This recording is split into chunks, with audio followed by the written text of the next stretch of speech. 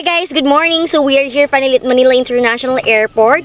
Umalis kami ng bahay ng 12 midnight pero yung oras ng flight namin ay 5:10 in the morning. Talagang inagahan namin kasi para maaga din kami makarating dito kasi hindi namin alam kung gaano kahaba yung linya na naman sa may immigration. At sobrang smooth lang nung biyahe namin kasi madaling araw nga siya. If I were you, alis kayo ng bahay at least more than 4 hours prior to your flight kasi nga hindi nga natin alam kung gaano kahaba yung pila sa immigration tsaka sa check-in counters. Hi guys, so nasa boarding gate na nga kami at sobrang natuwa kami sa may check-in at immigration kasi sobrang bilis lang niya. Pag madaling araw guys, konti lang yung tao kaso nga lang ang problema, yung kalaban mo ay yung antok. Pero okay lang kasi yung oras ng flight naman talaga namin ay sobrang aga kaya inagahan na din namin. So in-anticipate talaga namin yung haba ng pila sa may immigration and surprisingly sobrang ikli lang niya ngayon. At after namin sa may immigration, nag-quick breakfast lang kami. Then after nung quick breakfast, nakatulog pa kami ng almost 2 hours. So nakabawi kami ng tulog kahit papano. Yung flight number nga pala namin ay 5J744 through Cebu Pacific Air. At mag-depart siya dito ng 5:10 ng umaga pero yung oras ng boarding time namin ay 4:25 in the morning. Mag-arrive siya sa Noybay International Airport ng mga bandang 8 o'clock AM. Nakuha nga lang namin tong flight na to ng 18,000 plus. Ilalagay ko lang dito kung magkano yung exact amount with 20 kilos bags na yun. Yung 20 kilos guys, isa lang siya. Isang pauwi tsaka isang papunta kasi konti lang naman yung mga gamit namin at meron naman kami mga 7 kilos na hand carry-on bags.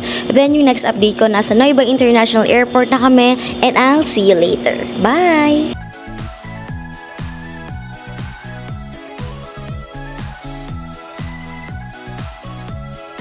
Hi guys! So nasa Noybay International Airport na kami and nag-arrive kami on time, hindi delay yung flight.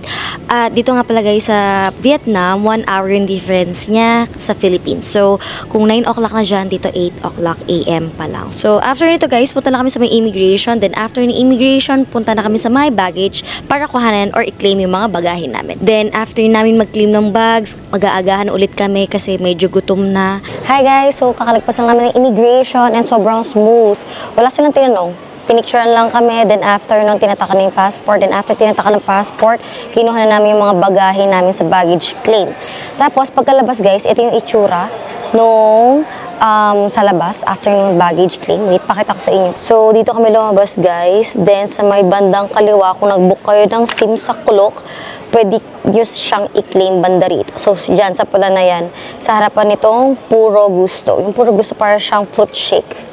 Then may restaurant banda ron, hindi na namin siya tinignan. Then ito yung pinaka-labas. Tapos sa may bandang kanan, meron ding mga kainan dito like Popeyes, meron din milk teahan, mga money changer. So ito is example ng mga ATM machine available dito sa airport, yung Agribank, Vietinbank, tsaka yung BIDV. And actually guys, yung hinahanap namin bank ay yung TP Bank kasi wala siyang charge as per Google. Pero wala kasi siya dito sa may airport. So what we did, nag-withdraw na lang kami dito sa may airport, dito sa may Agribank. Minimal lang naman yung charge. Yung nag-withdraw ng asawa ko ay 3 million Vietnamese dong. Oh, milyonaryo kami dito guys. So 3 million Vietnamese dong, equivalent din sa pera natin ay almost 6,700 plus. So ilalagay ko lang dito yung exact amount. Ang charge niya per transaction ay 44 pesos. So not bad. Then, yun lang yung withdraw ng asawa ko, hindi na siya nagdagdag. If ever man nakulangan yung pera namin, mag-withdraw lang kami sa may sapa. Then, sa harapan nga pala ng Popeyes, guys, pwede kang mag-antay dito. So, diyan kami kumain kanina sa Popeyes. Wala kasi ibang kainan dito. Meron nasa dulo kaso ayaw namin siya i-try kasi masyado siya malayo. So, upo lang kami dito habang nag-aantay kami ng bus namin papuntang Sapa. Hi guys, so we're just waiting for our bus as per dun sa ticket at sa instruction na binigay nung pick-up location nung bus. Sabi nasa bay number 70 lang daw siya, which is nasa labas lang siya nung immigration tsaka ng mga bentahan ng mga SIM cards at ng mga money changer dito. So, dyan lang kami nag-exit. Sa first floor siya. Then, per poste, meron siyang bay number. So, 1 to 20 ata to. So, bay 70 yung pick-up location namin. And kung susundan nyo yung guys, yung itinerary na to, like Sapa kayo agad, you must be here 30 minutes prior to your pick-up time. Yung oras talaga ng arrival namin dito sa may Noybay ay 8 o'clock AM. Pero, 11 o'clock yung ginawa namang pick-up time. 11 o'clock AM ng Noybay time. So, halos na more than 2 hours din kami nag-aantay dito. The reason why we did that, kasi para hindi kami maiwan ng bus if ever man na may delay doon sa flight namin. So, safe kami. So, that is the reason why yun yung kinuha namin na medyo nag-antay kami. Pero okay lang naman kasi dun sa 2 hours na yun, nakakain na kami, which is 1 hour yung nilaan namin doon. Then yung 1 hour, nag-ikot-ikot lang kami dito para matagtag yung kinain namin para mamaya sa bus, diretso tulog na kami. Then, ito nga palang bus na to, ilalagay ko na lang yung link sa baba kung saan kami nag-book. And guys, huwag kayong magpapalito dun sa oras kasi iba yung oras ng alis niya dun sa pinakalugar kung saan yung starting point niya dito sa pick-up location nyo dito sa may Noyabay International Airport. So, check nyo na lang. At gagawa na lang din akong separate video or TikTok video regarding dun sa kung paano ko siya binook para meron din kayong guide if ever naman na magbubook kayo dito sa bus company na to. And the reason why nagbook kami ng direct sa Sapa at hindi kami nag-Hanoi kasi for us, mas makakatipid kami pag nag-Sapa kami agad at yung pagod namin isahan na lang. Kasi pag nag-Hanoi kami ganyan guys, kailangan pa namin kumuha ng hotel para dito sa mga sobrang daming bagahe namin. Syempre hindi naman kami makakagala pag bit-bit namin itong mga bagahe namin kasi meron kami dalang isang large suitcase tsaka dalawang small suitcase. So, hindi kami makakagala pag kasama namin itong mga to. At wala namang check-in time ng pag alas 9 ng umaga. So, usually alas 2 po yung mga check-in time. So, napag-usapan namin ang asawa ko na dumiretso na lang kami sa may Sapa. Kasi para 4 PM nandun na kami. Yes, so 11 o'clock po yung oras ng pick up nila sa amin. Then, ida-drop nila kami sa mismong hotel which is 4:30 po, nandun na kami sa may hotel namin. And one more reason nga pala kung bakit hindi kami nag-book kay Klook ng Sapa, like bus, sleeper bus, kasing oras na pick-up time niya is 9 PM pa lang later. So, sayang naman yung oras namin from 9 AM to 9 PM na mag-iikot-ikot lang kami sa Hanoi na hindi kami mag-check-in kasi nga may mga bit-bit kaming mga bagahe. So, yung oras na yon, like yung 12 hours na yon from 9 AM to 9 PM, nilaan na lang namin siya para ibiyahe siya going to Sapa instead na Hanoi kami for 12 hours sa mamayang 9 PM dediretso kami ng Sapa. So para isahang pagod na lang siya. Then gaya na sinabi ko kanina, ayaw na din namin mag-book ng hotel kasi sayang lang din kung 9 PM din mag-check out na din kami. So hindi rin siya sulit. So ito nga pala yung itsura ng bus guys. Ang pangalan ay Salviet Travels. So kailangan lang natin palitan yung mga shoes natin or hubarin din ilalagay sa plastic bago pumasok doon sa loob.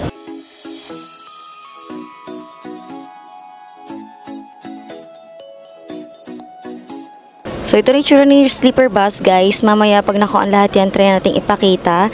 Then, meron siya dito. Television, meron siyang free water. Bibi, try mong pitutin mga buttons na yan. Yan. Ilaw. Then, yung mga ilaw dito. Meron ding mga charging port.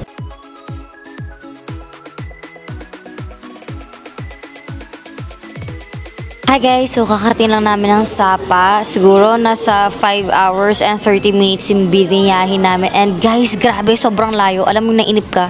Siguro nalayuan ako kasi nasusuka ako sa bus. Guys, suka ako sa bus kasi nakahiga ka. Eh, meron akong problema, yung motion sickness. So, yung motion sickness ko, kotang-kota na. Feeling ko bukas hindi kami maaga gigising kasi kailangan ko matulog ng matagal para mawala yung hilo. Then tomorrow na din ako guys mag-room tour kasi medyo madilim na. And guys, sobrang ganda ng room dito sa may JK Homestay sa may Sapa.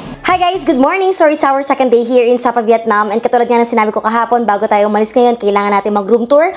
At nakakuha nga pala kami ng room namin guys sa may JK Homestay. Located to sa may Sapa, Vietnam. At nakuha namin siya na 9,000 plus. Ilalagay ko lang dito sa baba kung magkano yung exact amount. And yung binook namin ay bungalow, pero in-upgrade nila yung room namin ng twin. So family twin ata to kasi dalawang room siya. So dalawa na kami ng asawa ko, pero sobrang laki ng room na binigay nila. And then ang ganda-ganda ng view sa labas. So ito yung main door ng room guys. At kung makikita nyo, ang ganda sa labas kasi puro mountains yung makikita nyo dyan sa labas. So guys, ito yung first room. Dito kami nagstay ng asawa ko. Hindi kami nagstay dun sa mas malaking room kasi sobrang laki niya. So ito yung bed. It's king size bed. Merong study table dito and may salamin dyan sa harapan. Habang dito naman sa may side yung table at kung makikita nyo guys, meron kami sariling wifi. Then, ito nga pala yung itsura ng saksakan nila. Tulad lang siya ng saksakan ng sa atin. Yung perfect dito guys is yung bed kasi sobrang lambot niya. Habang may malaking cabinet naman dito. Then yung cabinet meron siya nakalagay dyan na bathrobe. Ito yung kabuuan ng itsura ng buong room pag nandito ka sa may sulok. Ito naman itsura ng bathroom nila guys. Meron dyan hot and cold shower. Nandito siya banda. Hot and cold yan. Tapos yung toilet. May bidet din sila in fairness. Ito nga pala yung sink nila habang mayroong mirror dito. Tapos mga complementary toiletries. Itong mirror nila guys, social kasi yan. Meron siyang pailaw na bonggang-bongga. Then, ito yung itsura ng isang room. Sobrang laki niya. King size bed din tong room. Meron silang lamp dyan. At television. Tapos, dito sa may bandang sulok, mayroong table dito na may extension, hair blower, complimentary coffee and tea, tissue, at yung free water nila. Meron din sila ditong heater, and lastly, fridge. Yung fridge nila, guys, merong laman yan. So, kailangan yung bayarin yan pag meron kayong nagamit sa mga yan. Ito rin naman yung itsura ng bathroom. Yung bathroom nila, guys, katulad ng sinabi ko kanina, meron din siyang hot and cold water, tas meron siyang complimentary toiletries, shampoo, conditioner, toothpaste, toothbrush, at meron din silang baso. So, ito yung ibang rooms, guys. Actually, ganito yung binook namin, pero iba yung nabigay. Mas small daw kasi ata to. So, okay lang. Sobrang luwag naman yung nakuha namin. Ito yung tsura ng swimming pool. Nililinis pa nila yan, guys. But, pwede ka mag-swimming dyan na for free. Then, habang nag-swimming ka dyan, pwede mong namnamin yung ganda ng view ng hotel na to. And yung restaurant, guys, dito lang din daw nila kinukuha yung mga veggies na sinaserve nila sa mga guests nila. Ang ganda, sobrang ganda dito sa nakuha naming hotel na to guys, and sobrang payapa ng buhay. Hi guys, so punta lang tayo ng Fancy Pan now. Inaantay ko lang yung asawa ko, then after nun, try natin maghanap ng mga coffee shops. Actually guys, holiday ngayon dito, August 31 hanggang September 2 daw kasi it's Vietnam's Independence Day. So expect na natin na medyo mahaba yung pila at mas maraming tao sa mga tourist attractions nila dito. Guys, ito nga pala yung entrance nung hotel namin. So, dito lang kami drain up kahapon ng bus. Pag magbabas ka guys, pwede kayo magpa-drop dito kasi dadaanan siya before siya mag-Sapa Town.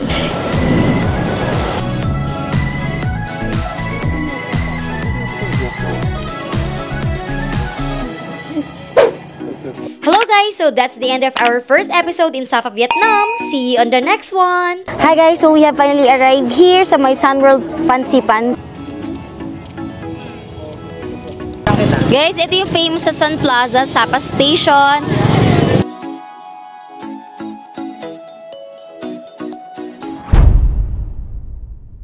Sobrang lamig. Sabi ko kanina hindi malamig pero shoot ang lamig.